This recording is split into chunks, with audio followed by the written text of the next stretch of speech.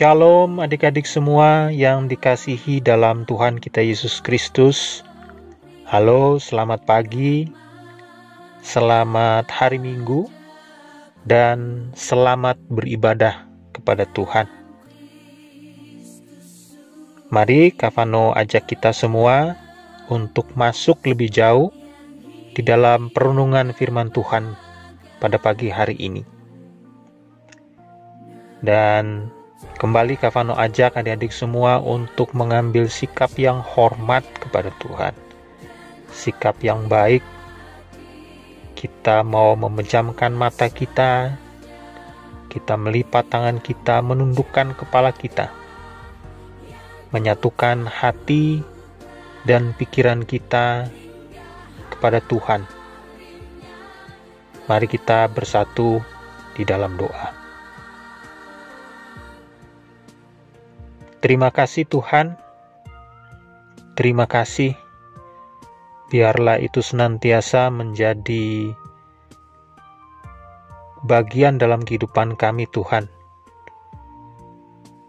Biarlah itu menjadi ucapan syukur kami senantiasa, bahwa di tengah-tengah situasi apapun yang ada pada saat ini, kami masih diberikan kesempatan oleh Tuhan sendiri untuk datang di hadirat Tuhan, untuk sama-sama pada pagi hari ini bersekutu, beribadah, merenungkan firman Tuhan.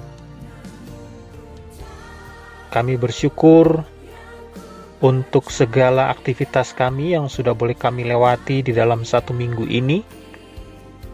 Kami juga bersyukur pagi hari ini Tuhan juga sudah bangunkan kami, siapkan kami semua di depan gadget kami masing-masing untuk datang beribadah kepada Tuhan.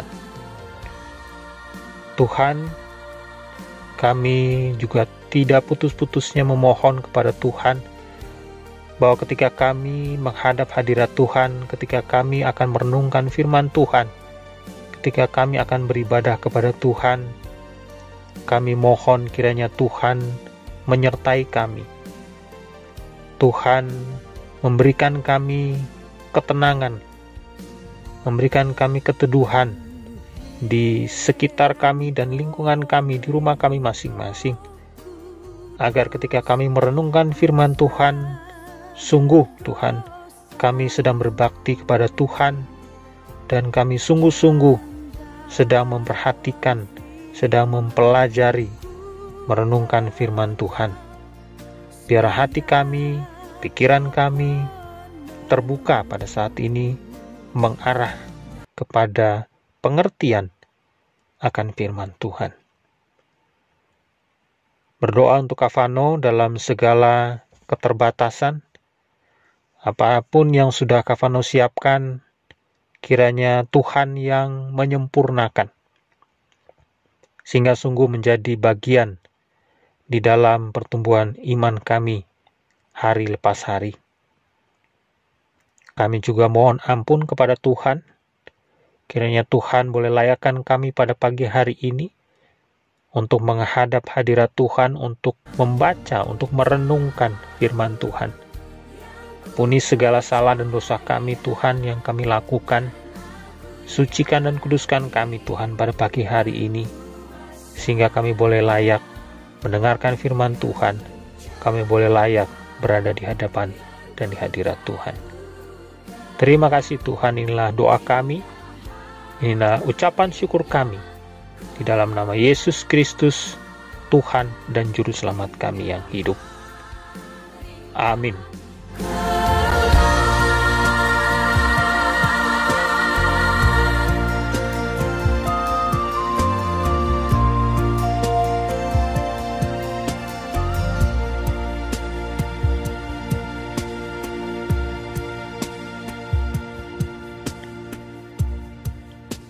Adik-adik sekalian yang dikasihi Tuhan kita Yesus Kristus, seperti judul pada perenungan firman Tuhan kita pada pagi hari ini, yaitu bagaimana Allah sendiri yang memilih Daud menjadi raja, menggantikan Saul.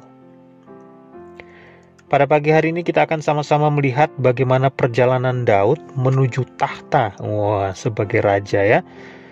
Seperti kita ketahui bersama bahwa raja pertama bagi bangsa Israel adalah Saul. Saul dipilih dan diberkati oleh Allah sendiri.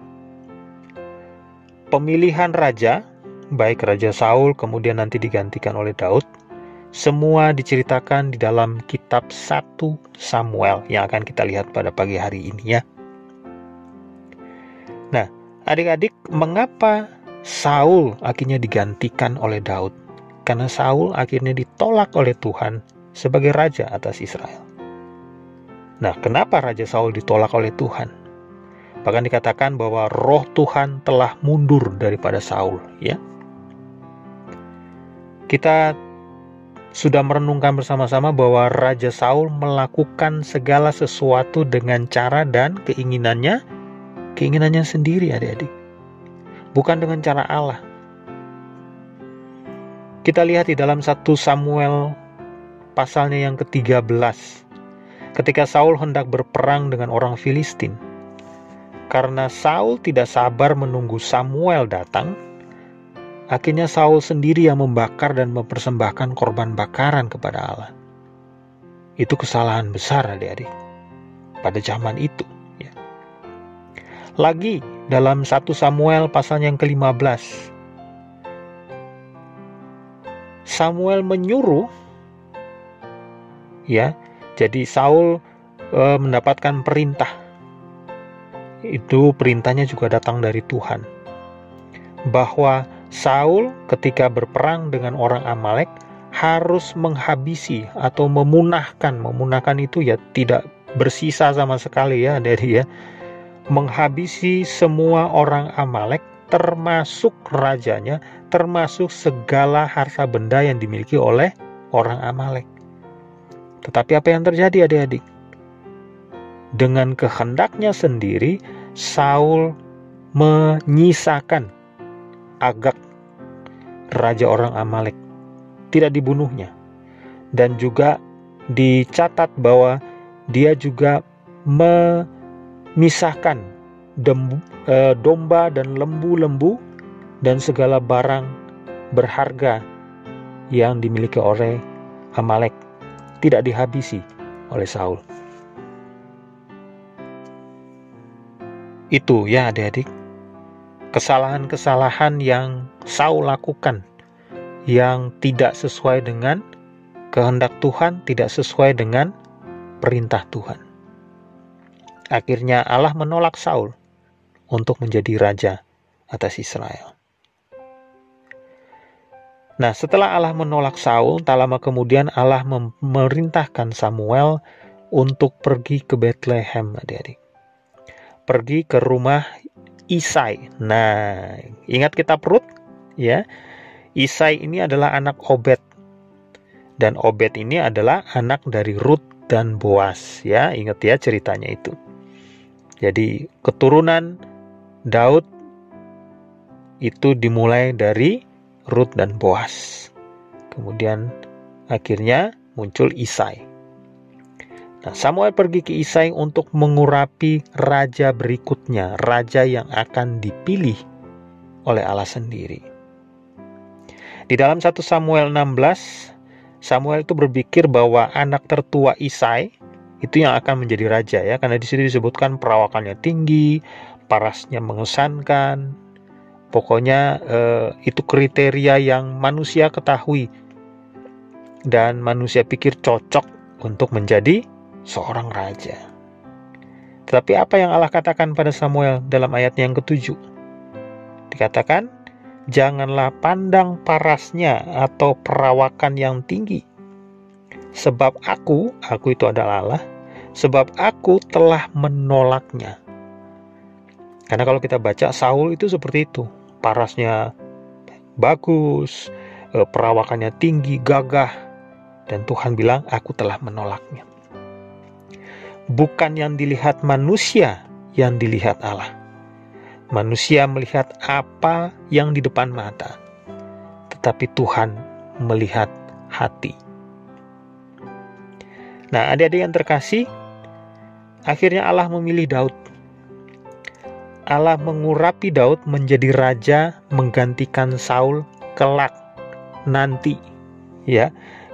Sehingga mengurapi Daud menjadi raja itu jauh sebelum Daud benar-benar menjadi raja. Bertahun-tahun sebelumnya, adik-adik. Ya, dan banyak peristiwa yang Daud alami sebelum akhirnya dia menjadi raja. Bahkan setelah pengurapan Daud oleh Samuel, atas pengaturan Allah juga, Daud justru melayani Saul di raja, ya, di kerajaan.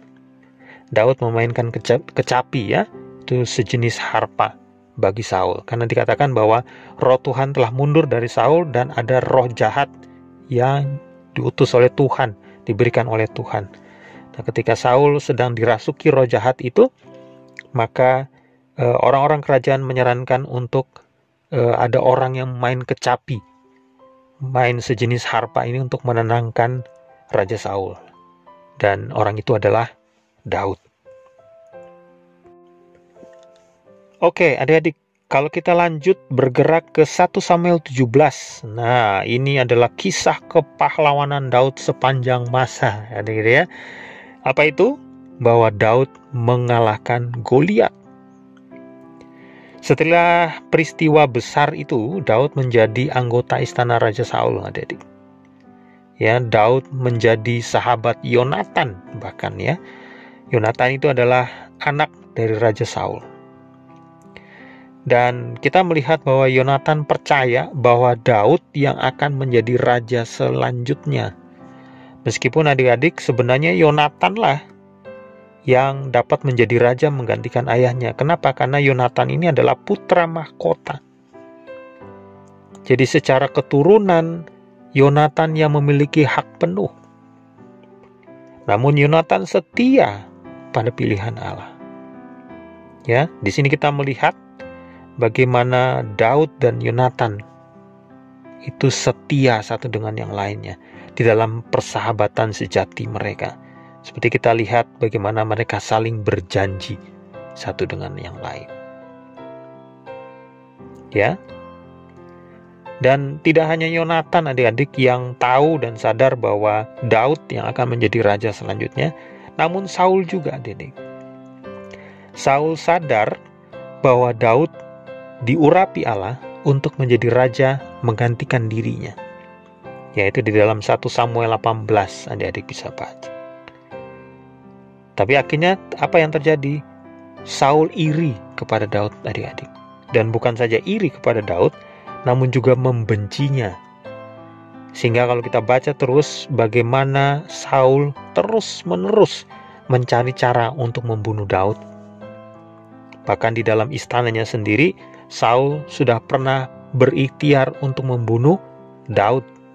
Ya, dicatat Daud dilempar lembing, ya, dilempar tombak oleh Raja Saul sebanyak 2 kali. Namun kita lihat bahwa Allah melindungi Daud.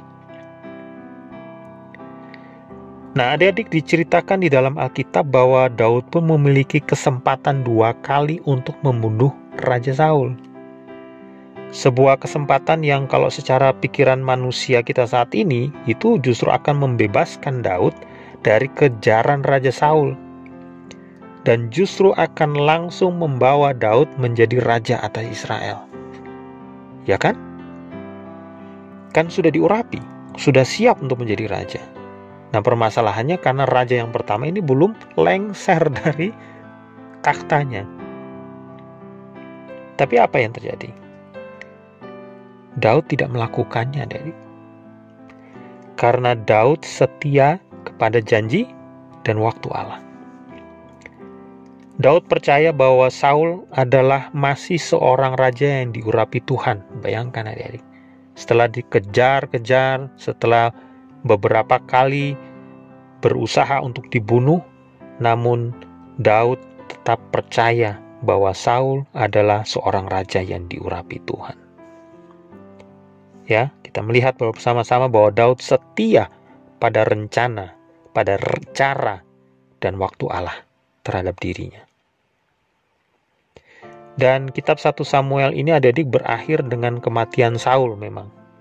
Ya, meskipun ini adalah kehendak dan sesuai pengaturan Allah, tetapi akhirnya adalah akhir yang menyedihkan adik-adik. Saul dan Yonatan mati di dalam pertempuran, di dalam peperangan. Adik-adik, kitab 1 Samuel ini adalah kitab sejarah. Dan di dalam kitab ini kita lihat ada 3 tokoh utama. Kitab 1 Samuel memperlihatkan pada kita bagaimana Allah memelihara Israel sebagai umat pilihannya dan bahkan memberikan mereka raja. Dan memberikan mereka raja yang berkenan di hati Allah.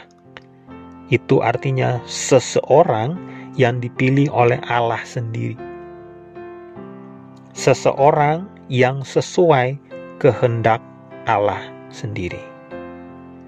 Hal ini juga berarti bahwa karena bicara seseorang maka pribadi. Nah, pribadi yang berkenan di hadapan Allah. Orang yang dalam pemandangan Allah sendiri adalah orang yang setia dan orang yang melakukan kehendak dan tujuan Allah. Mari kita melihat halaman 2 dari lembar aktivitas kita, adik-adik. Ya, inilah 3 tokoh utama kita, yaitu Raja Saul, Yonatan, anak Raja Saul, dan Daud. Nah, pada bagian ini adik-adik, silakan adik-adik beri centang pada masing-masing kolom di bawah setiap tokoh. Ya, sesuai dengan kalimatnya.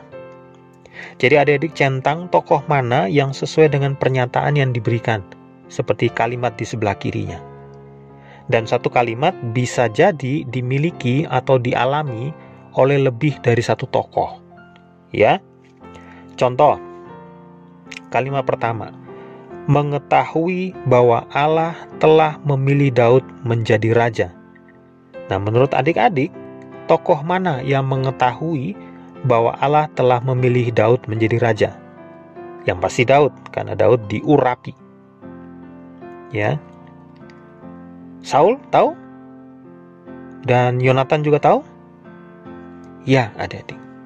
Ketiga-tiganya tahu bahwa Allah telah memilih Daud menjadi raja. Ya, jadi adik centang tuh tiga-tiganya. Saul centang, Yonatan centang, Daud juga centang. Oke, silakan diteruskan dengan kalimat-kalimat berikutnya. Nah, adik-adik, hari ini kita telah sama-sama melihat dan merenungkan bahwa Daud adalah seseorang yang berkenan di hati Allah, ya. Daud bukanlah manusia yang sempurna memang. Kita sudah pernah merenungkan bagaimana Daud melakukan beberapa dosa yang besar. Ya, di dalam masanya menjadi raja itu ada beberapa dosa besar, dosa berat begitu ya, yang dilakukan oleh Daud. Namun satu hal yang perlu kita ingat bahwa Daud, bagaimana? Daud bertobat dari dosa-dosanya itu, adik-adik. Daud berbalik, meninggalkan dosa-dosanya, mohon ampun kepada Tuhan, menyesalinya. Dan dicatat bahwa hatinya terus-menerus berkomitmen untuk melakukan sesuai dengan kehendak Allah. Adik-adik yang terkasih di dalam Tuhan kita Yesus Kristus, dalam renungan pagi ini, dalam hal apa kita dapat melihat bahwa Daud berlaku sama seperti Yesus? Pada saat apa? Ya, ini pada saat menerima kehendak dan waktu dalam rencana Allah untuk digenapi. Bagi Daud membunuh Raja Saul itu adalah hal yang mudah dan cepat, adik-adik, untuk dapat menjadi raja. Ya, menjadi raja atas seluruh Israel. Namun Daud menolak. Dan justru Daud mengikuti, menurut, setia pada waktu dan cara Allah sendiri. Sama dengan Yesus, adik-adik. Yesus secara manusia, kalau kita berpikir ketika dia dicobai iblis, itu kan sempat dibawa ke tempat yang tinggi ya. Kemudian iblis berkata, semua ini akan saya kasih kepada engkau kalau engkau menyembah aku. Nah, kalau secara pemikiran manusia, ya kan, menyembah iblis, kemudian mendapatkan segala sesuatunya ini, menjadi raja dunia, membawa dunia ke dalam tangan Tuhan Yesus. Bukankah ini adalah cara yang cepat tadi? Bukankah ini adalah cara yang mudah bagi Yesus? Tidak perlu harus naik ke kayu salib, tidak perlu harus melakukan penderitaan. Namun Yesus tetap taat pada waktu dan rencana Allah Bapa sendiri. Pada waktu dan cara Allah Bapa sendiri. Tuhan Yesus tidak menggunakan cara Dia sendiri. Bahkan dicatat bahwa taat sampai mati di atas kayu salib. Sehingga sungguh-sungguh menjadi Raja dan Juru Selamat kita yang sempurna. Baik adik-adik, sedemikian jauh perenungan kita pada pagi hari ini. Mari kita menutup renungan firman Tuhan kita ini dengan menutup mata kita, melipat tangan kita, tundukkan kepala kita, arahkan hati dan pikiran kita kepada Tuhan. Kita bersatu di dalam doa. Kembali Tuhan, kami menghadap hadirat Tuhan di akhir perenungan firman Tuhan kami pada pagi hari ini. Kami sudah sama-sama belajar, sama-sama merenungkan bagaimana kami seharusnya menerima kehendak, rancangan, rencana, dan waktu Tuhan di dalam kehidupan kami. Tuhan kiranya menolong kami untuk dapat mengendalikan diri kami, untuk dapat taat, setia mengikuti kehendak Tuhan, taat pada waktu dan rencana Tuhan sendiri di dalam kehidupan kami ini Tuhan.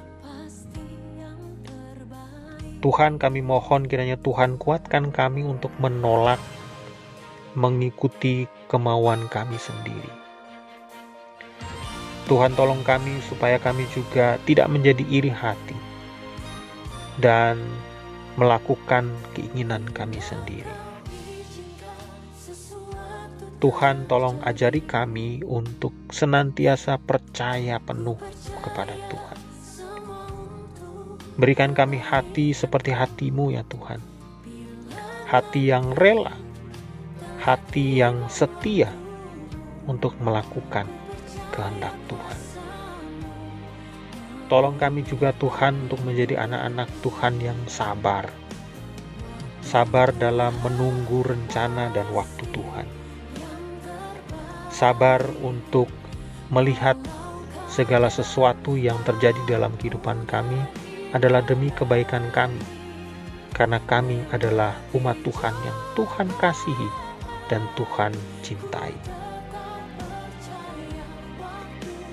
Kami juga berterima kasih Tuhan untuk penebusan melalui Yesus Kristus. Kami beroleh keselamatan, kami beroleh pengampunan dosa, dan sewajarnya untuk anak-anak Tuhan yang telah diampuni dosanya, yang telah ditebus, yang telah dimerdekakan dari maut, dari dosa, sewajarnya memiliki kehidupan yang berkenan kepada Tuhan. Pada pagi hari ini kami juga mau berdoa bersama-sama Tuhan, kiranya Tuhan memberkati kami semua, memberkati adik-adik di dalam masa-masa sekolah mereka, di dalam proses belajar mengajar mereka Tuhan. Kami tahu bahkan mengerti akan kesulitan-kesulitan yang mungkin dihadapi oleh adik-adik ini Tuhan. Namun biarlah kami setia akan melakukannya sesuai dengan kehendak Tuhan. Kami mau taat kepada Tuhan Kami mau senantiasa meminta hanya pertolongan kepada Tuhan, mengandalkan kekuatan dari Tuhan saja, mengandalkan kekuatan dari Tuhan sendiri, dan meninggalkan daripada mengandalkan kekuatan kami. Berkati juga mama papa Tuhan di dalam pekerjaan dan usaha mereka, supaya mereka juga senantiasa hanya mengandalkan Tuhan di dalam situasi-situasi yang terjadi saat ini. Jagai kami Tuhan dan lindungi kami senantiasa. Dan di atas semuanya itu Tuhan, biarlah kami terus bertumbuh di dalam iman yang setia, mengasihi dan mentaati Tuhan saja. Inilah doa kami Tuhan, inilah ucapan syukur kami yang kami menaikkan di dalam nama Yesus Kristus, yang adalah Tuhan dan Juru Selamat kami yang hidup. Amin.